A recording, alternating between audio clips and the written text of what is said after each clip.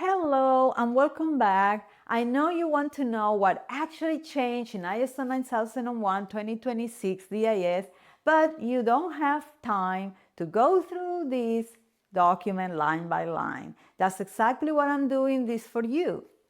So today we're looking at Clause 7 support. In general, this clause remains very similar, but there are some refinements here that really matter, especially around knowledge, culture, documentation, and evidence. So let's walk through it together. Let's start with Clause 7.1, resources. There are some small changes here. Under infrastructure, ISO now clarifies in the note that infrastructure examples apply to on-site, remote, and hybrid work environments. This is a note, but it really is important because it helps bring everything more in line with current work environment. ISO is recognizing modern work models. So if you thought your QMS only apply inside the building, well, it doesn't. Now it is in the notes that it could apply to hybrid or also remote working areas. I don't know about you, but in our company, we still work remote. 2 days a week, we work from home. I don't know if we'll ever go back to working full-time in the office, but we have settled on 3 days in the office and 2 days at home. That works for us, and maybe it doesn't work for every company. But now you know that ISO is already having that in the horizon. Moving into subclause 7.1.4, environment for the operation of processes. In the note, ISO removes the labels human and physical. Instead, it emphasizes that environments depend on the products and services provided, essentially moving away from rigid categories of human and physical and toward more practical, active world style. Maybe because of AI and the prevalence of online workspaces, you don't need to just consider physical spaces, for example. Now, here's where it gets interesting. In the same note, in the last sentence, ISO explicitly connects the environment of processes to quality, culture, and ethical behavior. Now, this is not a quiz, but do you remember where we saw this already? Well, we saw it on Clause 5, leadership. So this Clause 7 ties directly back to Clause 5, where leadership is required to promote both the quality culture and ethical behavior. So what we are seeing is that whatever leadership does will affect the environment of the processes, as seen in this clause. Now, let's move on to 7.1.5, monitoring and measurement resources. Let's start with a wording change. ISO is consistently replacing the word retain or retained with available when referring to documented information. Might be small, but it's really a win for today's world. Retain can mean stored somewhere, in a place. Available, in my view, means more accessible and usable. Available anytime, anywhere. So it really changes the context, I guess. This reduces maybe audit arguments about where retain is, and it really updates to align with times of our life where a lot of things are digital. And as explained in a previous clause comparison, I really think that ISO had not done a good job in the previous version with trying to define retain versus maintain documented information and so forth. So I think by just saying that documented information needs to be available, I think it will be much better understood. Another refinement appears around traceability. ISO now uses clearer language so that we know that traceability is not just about equipment itself, but also about traceability of measurement results. So we're not concerned just where your gauge came from, but most importantly, the traceability of the results of calibrating or verifying that gauge. Whether you do that yourself, in-house calibration or verification, or you outsource. So if you're doing proper metrology management, calibration, verification, this should not really scare you. But if your calibration has been a weak point, the language makes it harder for you to hide behind any ambiguity. Finally, in 7.1.52, measurement traceability, also there are some word additions and adjustments, such as adding the word calibration or verification to the status to make it clear again what exactly we are after. And also reshuffling the words in the last sentence to again be ever so clear. All right, now we get to the most relevant change in my view in Clause 7. In ISO 9001:2015, organizational knowledge was tied mainly to ensuring product and service conformity. In the draft ISO 9001:2026 DIS, ISO shifts the focus to achieving the intended results of the quality management system. So this is like a mind shift, in my view. Being ISO certified and having knowledge are no longer just about products and services or maybe technical specifications or instructions.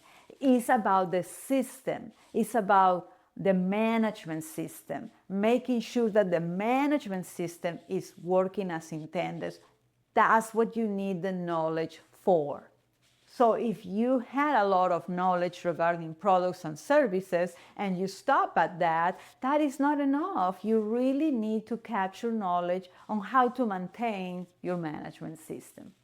ISO also clarifies that knowledge must be retained, applied, and shared. So you can't really say, well, this person has the knowledge and call that compliance. Now you need to be more proactive in both capturing the knowledge and sharing it. For our web QMS clients and consulting customers, this is great news. We already have this in place. We've always pushed structured knowledge management, not just tribal knowledge. And we do that by making sure that companies have the procedures in place, work instructions where applicable, as well as forms to capture some information.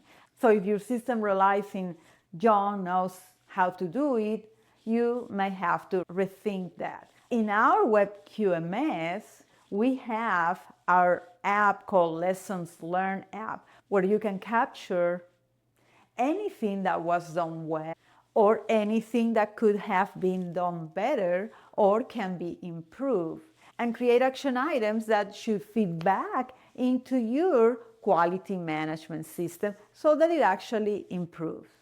One last minor change here is that we went from having 2 nodes to just 1 node, mainly because examples of internal and external sources of knowledge were combined into one single list, which now includes standards, research papers, conference, activities, as well as tacit or known but not written knowledge. Well, let's move right along to Clause 7.2, competence. The first change here has to do with the usual replacement of the word retain with available for evidence of competence. So as long as evidence is available, it doesn't matter if it's printed, if it's in your computer, if it's in the cloud, if it is in a binder, evidence must be accessible.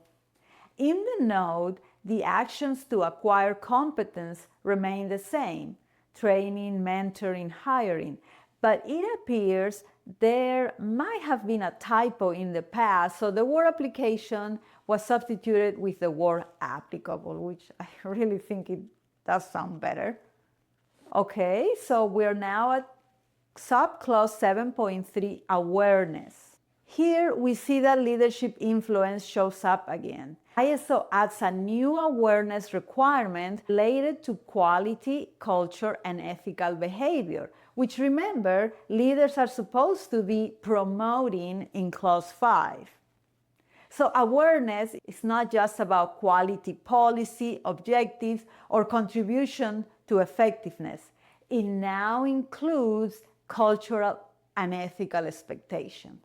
So if leadership is promoting a quality culture in such a way that employees are not aware, then obviously nothing will happen. So this is tying it back. We need to promote awareness of that quality culture and ethical behavior that leaders put in place in Clause 5.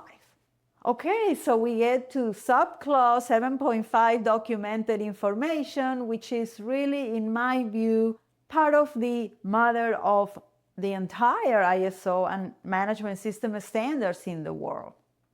Aside from the title change in subclause 7.5.2, which explicitly adds the word documented information, there's really not a lot of changes here. In 7.5.3.1, again, the word retain is replaced with the word available. So if you were confused with the terms retain or maintain, then you will be happy to see this change. No new major requirements in this Clause 7, but there are fewer gray areas. And obviously, fewer gray areas means better audits because things become more clear for you and the auditor. So what really changed in Clause 7?